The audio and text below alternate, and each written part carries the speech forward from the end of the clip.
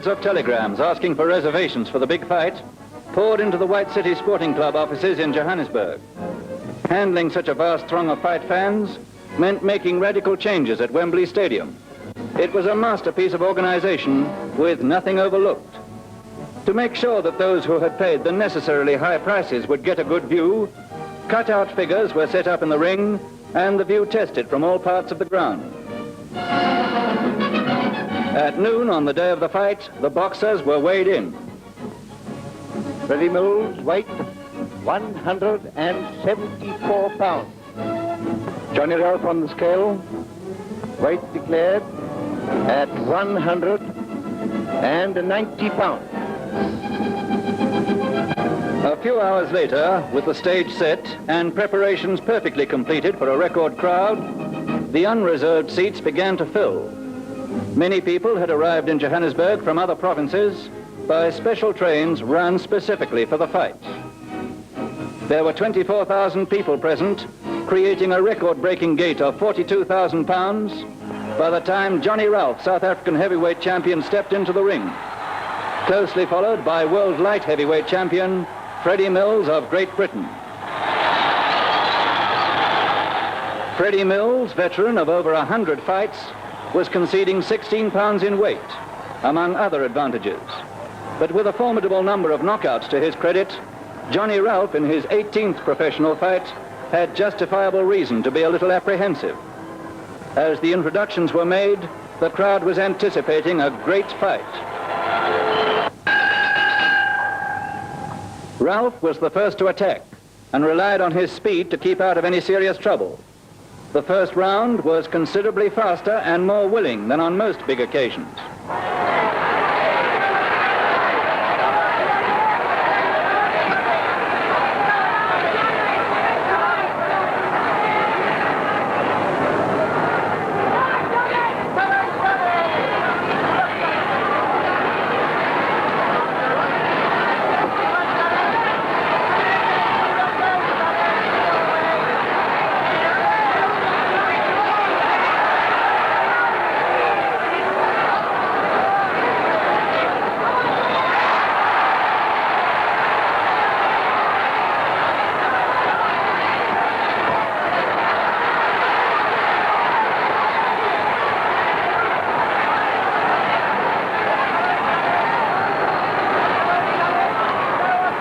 Round one ended with Ralph slightly ahead on points, but no real damage done on either side.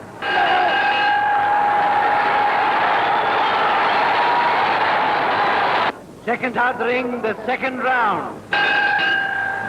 In this round, Freddie Mills came out of his characteristic defensive stance with his chin tucked behind his raised left shoulder to attack more frequently.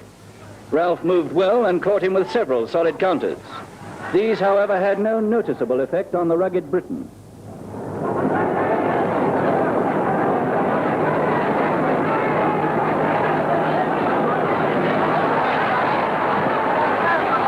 It was during this round that Freddie Mills first displayed his sportsmanship when Johnny Ralph slipped.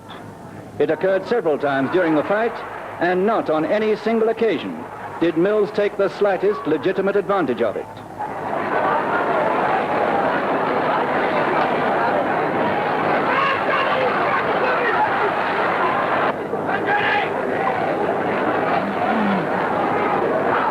The second round ended with the honors fairly even. If anything, Ralph was still slightly in the lead.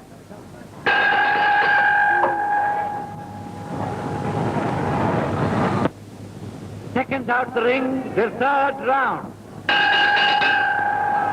By now, Freddie Mills had looked his opponent over with an experienced eye and decided it was time to come to close quarters. But Ralph used the ring well to stem the tide. Mills brought a new weapon into action, a short overarm right chop.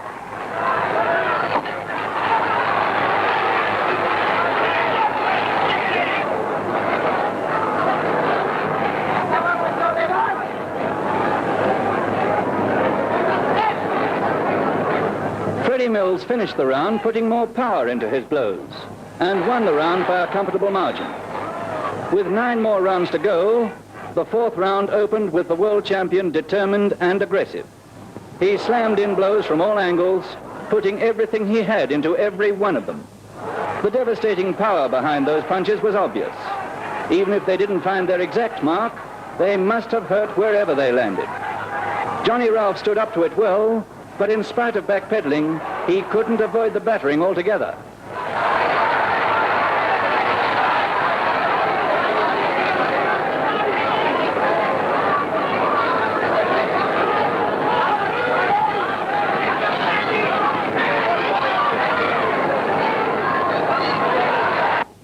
Seconds out the ring, round number 5.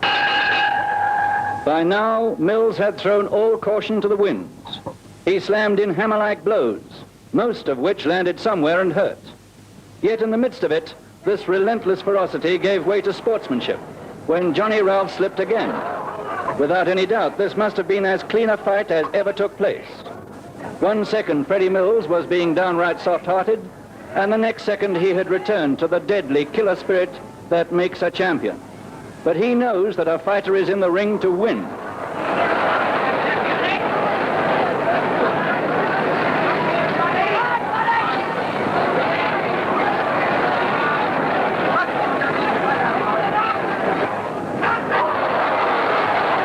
Towards the end of round 5, Ralph was decidedly the worse for wear and held on to save himself.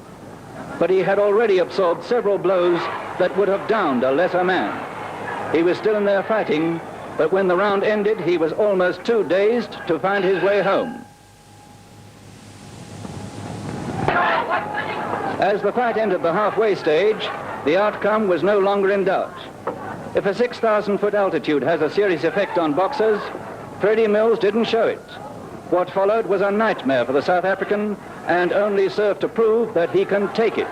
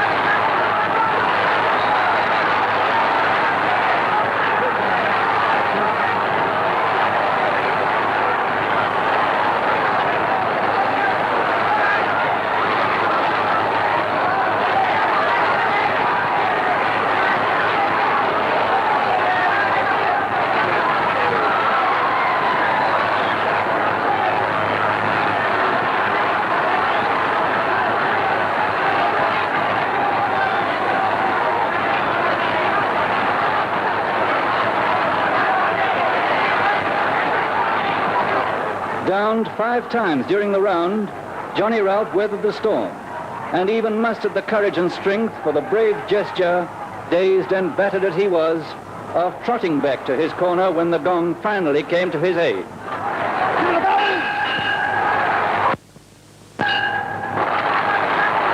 The 7th round couldn't last.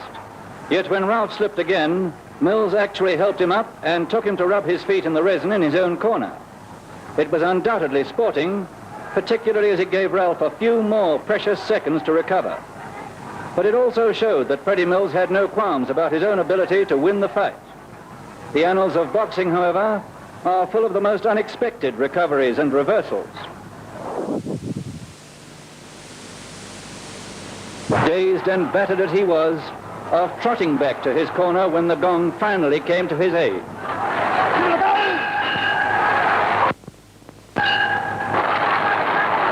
The 7th round couldn't last. Yet when Ralph slipped again, Mills actually helped him up and took him to rub his feet in the resin in his own corner. It was undoubtedly sporting, particularly as it gave Ralph a few more precious seconds to recover.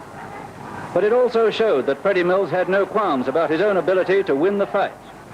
The annals of boxing, however, are full of the most unexpected recoveries and reversals.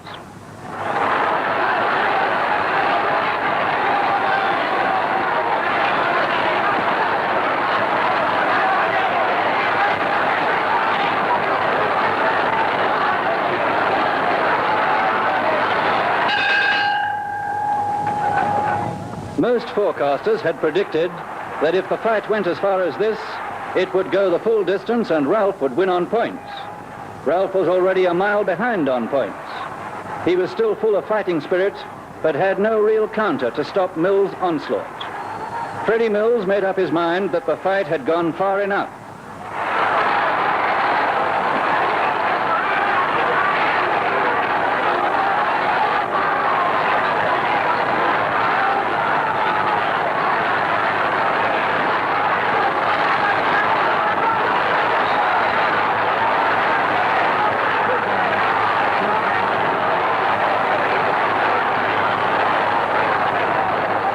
As Len McLaughlin and Tom Holstock got the stricken Ralph back to his corner, the crowd gave his victor a well-deserved ovation.